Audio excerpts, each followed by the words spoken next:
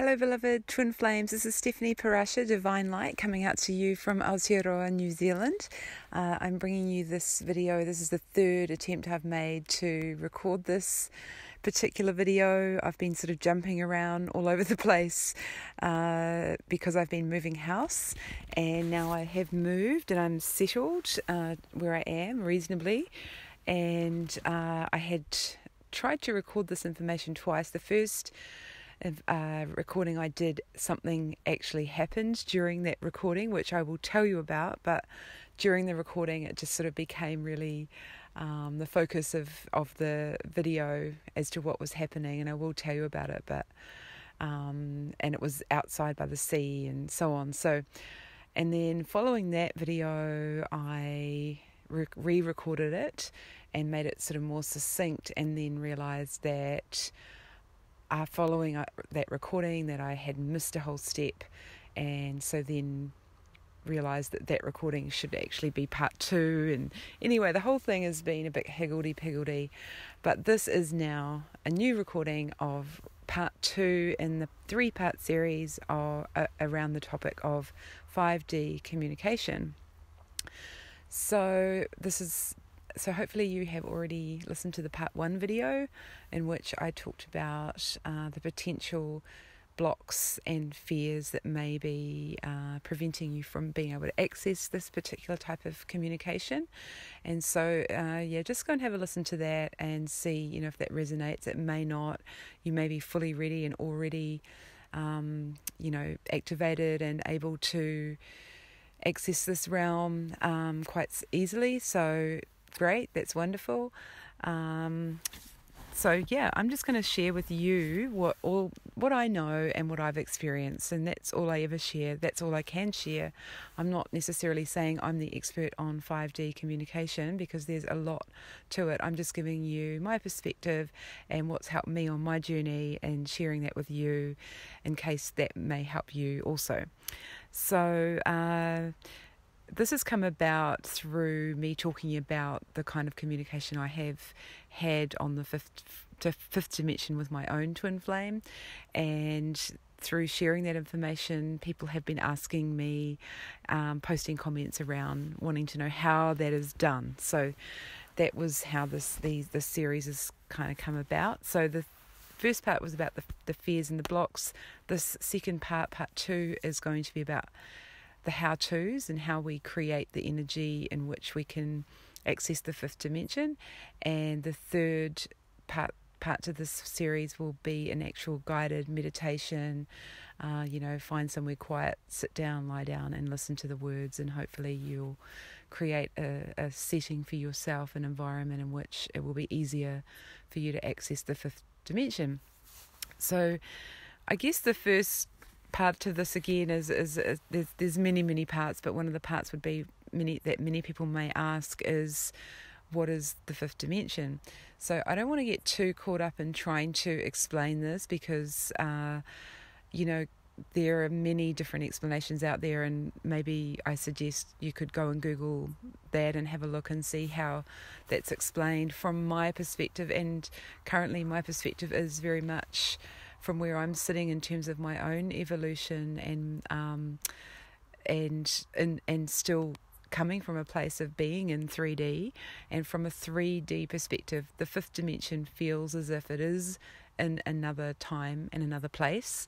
However, that is a 3D perspective, because only time exists in the 3rd dimension, whereas in the 5th dimension there actually is no time. There's only the current moment, and there's the main form of communication is via telepathy. So it is via, and how that happens is through thoughts and feelings, which are created by energy, sort of energy fields. So it's as if you're able to talk to someone without actually using your physical voice, and just telepathically communicating through your mind. So so that we are now able to experience the 5th dimension because there's an integration point, a cross section, where the wavelengths or the timelines or the bandwidth, however you want to try and, that's how I see them, visualize them, sort of cross over with in the third dimension, and we can sort of access that dimension from this dimension. So there's a crossover, and we are more able to access that dimension and on a larger scale, and it's a lot easier because we are simply evolving. We're evolving spiritually, emotionally, and we are ascending and becoming more more highly attuned to our spirituality. So in the first video I talked about, you know, what might hold people back from being able to access that part of their spirituality, and how in the past, when in many lifetimes on this planet as humans, we've been persecuted and punished for actually accessing our spiritual gifts. So getting past some of that, which can, through the ego mind, which is its main job is to supposedly protect us. However, often, there's no need for that kind of protection anymore because things have changed, but the imprint of trauma and suffering and torture and abuse that may have taken place causes the ego to tell us, don't go there, don't go into that place, or that's not true, or that's not right, because it doesn't want to see us get hurt or be in suffering.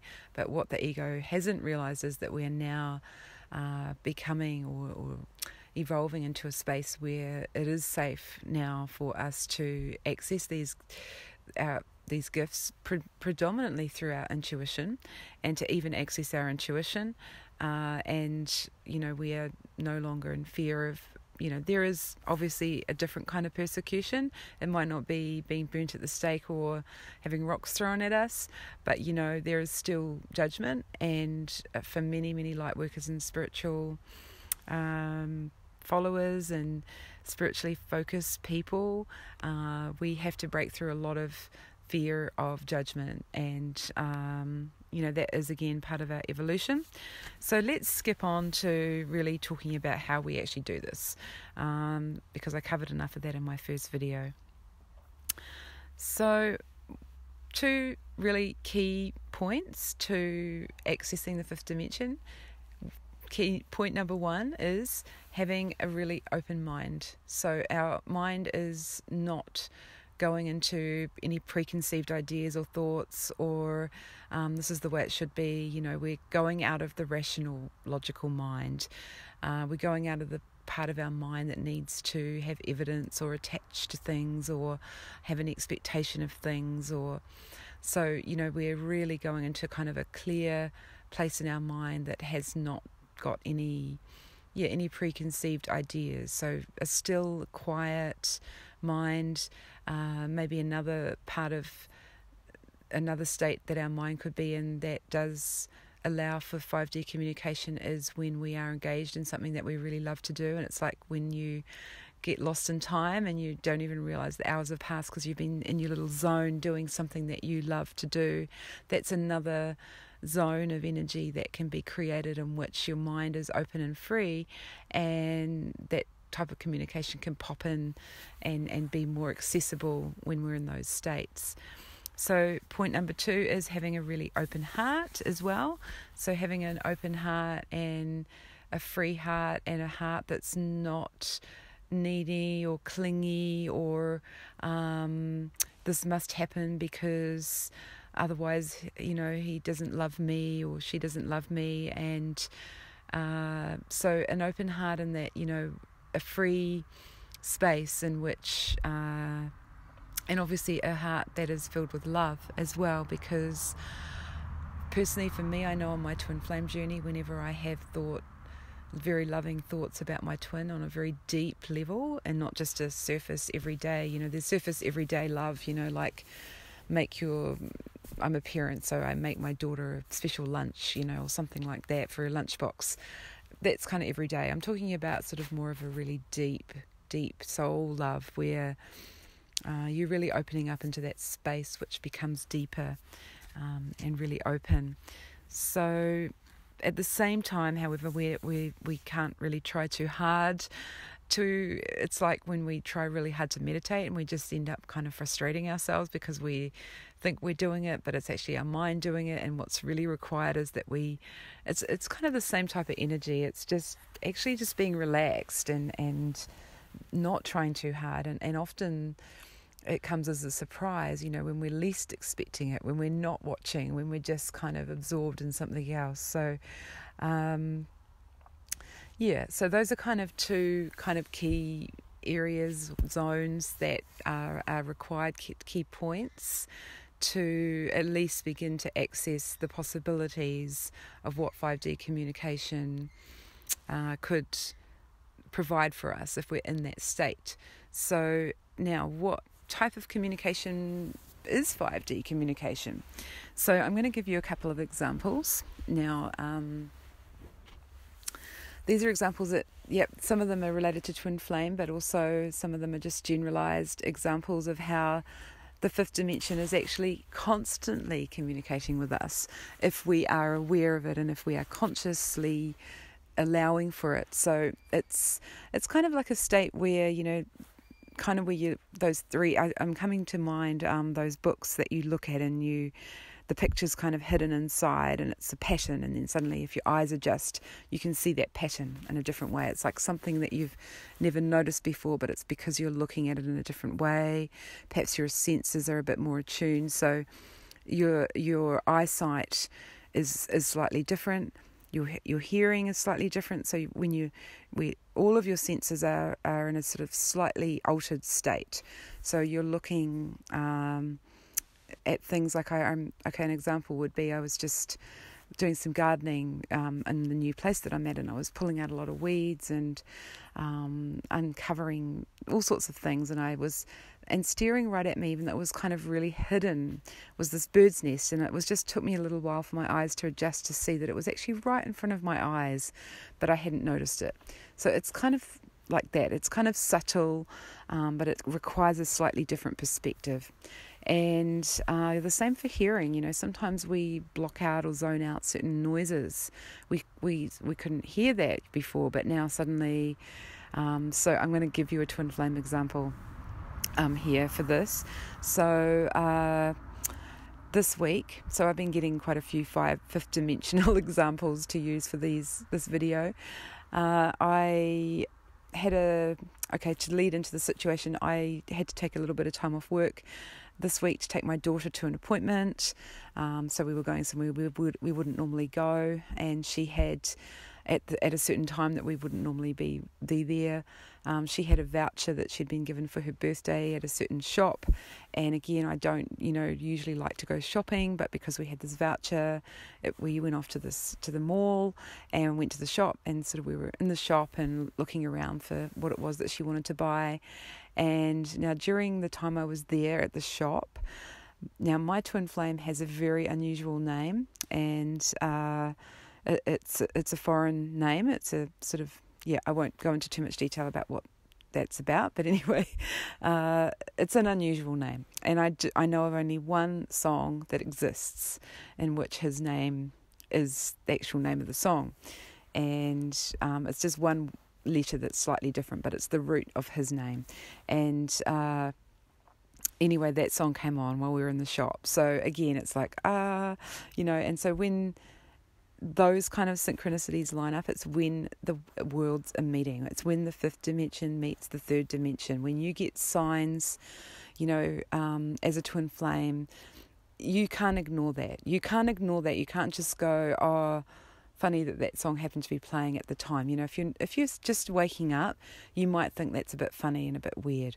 But when you start noticing that's how you're living your life, and it's how the shamans have always lived. They look to certain signs and symbols that they're shown along their journey, which guide the way for them, so they can lead their and advise the leaders of their tribes to do the right thing at the right time and trust their senses, their extrasensory perception. So that's why that is called ESP. I've just been downloaded that. Excuse me. Excuse me for that. So now what else? Where are we up to? Okay, so the other example that I'm going to give you this week of 5D communication, not necessarily specific to twin flames, but it's all related. We're all, whatever we're doing spiritually or in our lives in general, even if we think we're just doing the dishes or going to our job, we're still, completely connected to our spiritual selves and to the fifth dimension. And the more and more we're able to recognize it and see it and be awake to it, it's much easier for us on our journey because we get guided.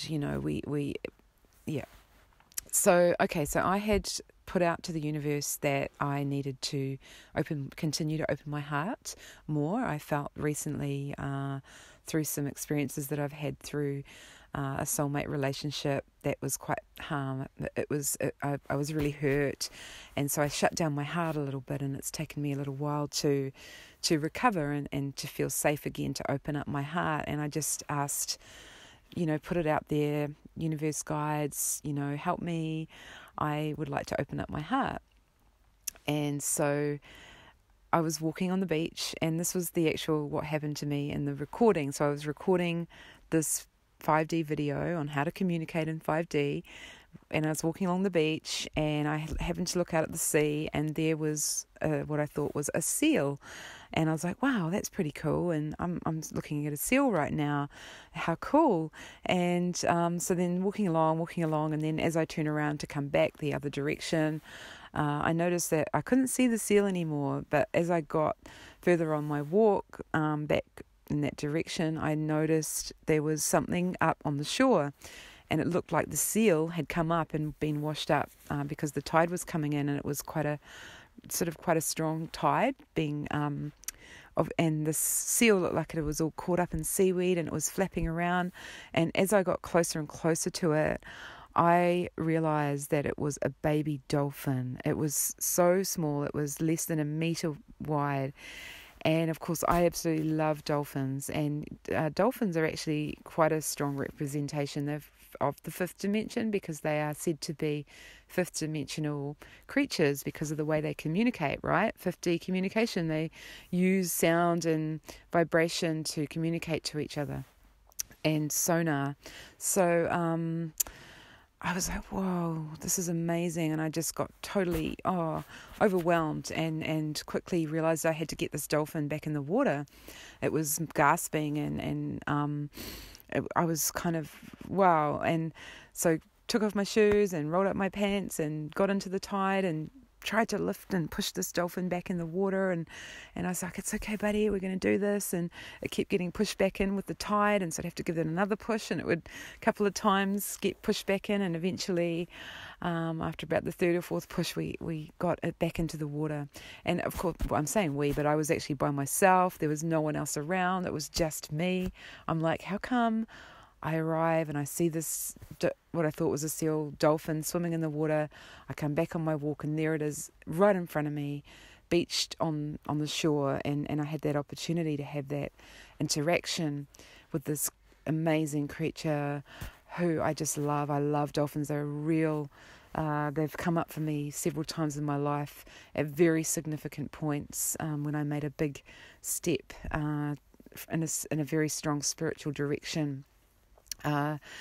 To change my life, because I was at that time being guided by the Galactic Federation of Light, actually, back in 2010, and I had to travel on a boat to get to the new destination of where I was moving to, and the dolphins actually pre-warned me and told me, you need to come outside. We're outside to welcome you to the new land that you're going to be inhabiting, and we want to welcome you into what's known as the South Island of New Zealand, to Waiponamu. And they told me to come out of the boat and look, and I went outside, and there they were, and they were swimming alongside the boat. And so, those animals, dolphins, I just can't even describe how important they are to me. So when I saw that dolphin go back swimming in the water, I just cried and cried and cried, and I could feel my heart opening again into trust, into another deeper level of trust and surrender, which so much we know this journey requires. And so, again, dropping into that surrender, dropping into that trust, knowing that don't let your ego mind tell you this is nonsense, this is rubbish. Don't doubt, just trust that you're connecting, and the more you connect in, the stronger it's going to be. The more you push it away, you're going in a different direction, and it's heading back towards that place where life is no longer magical, it's boring, and you've made it boring because you've dissed it and said it's just silly stuff. Why should it be silly stuff? And and again this week, but we'll continue to be tested, because even this week, again, as I was wanting to upload this video, I got really, no, there's a little bit more to do. We still haven't got the video quite right.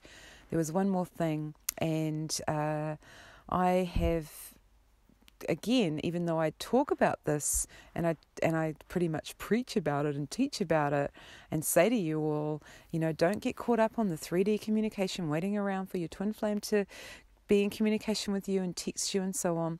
Well, I even fall into that trap myself where, I haven't heard from my twin and he hasn't replied to me and I wonder what's going on. And, and I still forget to even myself connect in on the fifth dimension. And So how do we do that? Like I just said, we sit quietly, we open our hearts, we open our mind, we go into trust, we go into surrender, we let go of expectations, and we just trust that somehow or other something's going to come through for us and we'll be shown, and through our trust we're given a beautiful gift. So of course I did have to experience a little bit of the pain of what it feels like again to be in separation and to be out of contact with your twin. And I was guided and told that this is for me to have what I'd call a resonance or a compassion and understanding for those twins out there that are really, really separated from their twin at the moment and are finding it just so hard. And I really, really feel for you, because I got a taste of that shown to me today and the pain of what that feels like. And I am really sorry if that is the situation that you are in. I am really, really sorry that is happening to you right now. And I know that this fifth dimensional communication is the only way that you are going to probably be able to progress on your journey. So that is very, very important for you. Now, if you are also happening to be in what's known as the runner and the chaser dynamic, and there's no shame around that is totally a thing, and it's to do with much of what I've talked about in the past, and I'm not going to go into it here. But what I want to talk to in relation to that is that if you happen to be I'm sorry I'm laughing at this, because I would label myself probably that I'm the chaser and my twin is the runner, although he doesn't run very far, thank goodness. He just, he's still working things out, and that's cool. And then his 5D self is a chaser of my 3D self, and I just discovered this when I went to do my 5D communication so that I would practice what I preach. And my twin flame says, why aren't you listening to me? I'm trying to talk to you all the time and you don't listen to me. and I hear my 3D self, that I feel like I say that to my twin flame. I don't say it out loud to him, but I say it in my head. I'm like, why don't you talk to me more often? I just want to sit and talk to you. I just want you to hear me. I just want so that we can have some communication. Well, that's what if you're the 3D chaser, your twin in the 5D he's the chaser of you, and you're the runner. You're the 3D runner from your twin's 5D chaser. So your twin will be chasing you on the 5D and saying, hassling you, why haven't you done what you said you were going to do? You said you were going to give up drinking. You said you were going to stop that eating. You're going to do meditation. You're going to do more exercise. How are you going to ascend? How are you going to evolve? How are you going to continue to raise your vibration? That is you need to keep going. It's a flip out. It's a back to front reflection, same coin, background the other way. So I just want to explain that, because that's the kind of 5D communication that my twin talks to me about, and he's actually trying to talk to me, and I'm like, oh, I'm just doing the dishes, I can't talk right now, I've got stuff to do here, and I can't always talk to you. and so it's like that, and it's so funny. I just had to mention that. And after I made a joke like that with my twin's 5D self, he actually did text me in the real, and I haven't had this one for a while, but I just had to share it with you because my numbers with my twin flame throughout my journey have been either 1122 or 2211 or 1212 or 2112 or so on. And so he texted me tonight at 2112. And so, it's just like, anyway, I just have to share it all with you. So I hope that helps. That's about all I can really talk about in that realm right now. That may provide you some assistance. Next video, give me a little bit of time. I'll be working on it to bring through a guided meditation to bring you into heart space and to clear the mind, to enable 5D communication with your beloved, because you deserve it, and it's your time now, and we're going to do this, and we're doing it together, and we're helping each other. Okay, I'm going to leave it there for now, and I'm going to send you out heaps and heaps of love and light for your journey. Do not give up on this. Stay in the love and stay in the faith. Okay, bye. Okay, I don't know if you can see out there's a little flipper. It's amazing. You won't believe it. I just thought when I first saw this little flipper dude swimming out there that it was a seal, and then I went on my walk and I walked along, and there he is again. Yep. When I came back from my walk, this little, what it was actually washed up on the sea, on the shore right here.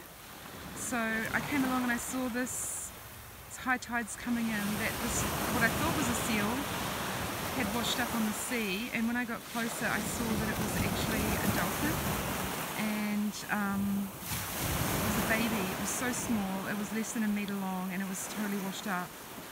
And I was like, whoa, okay, where did it get back in the water? So I took off my socks and shoes and helped get it back into the water.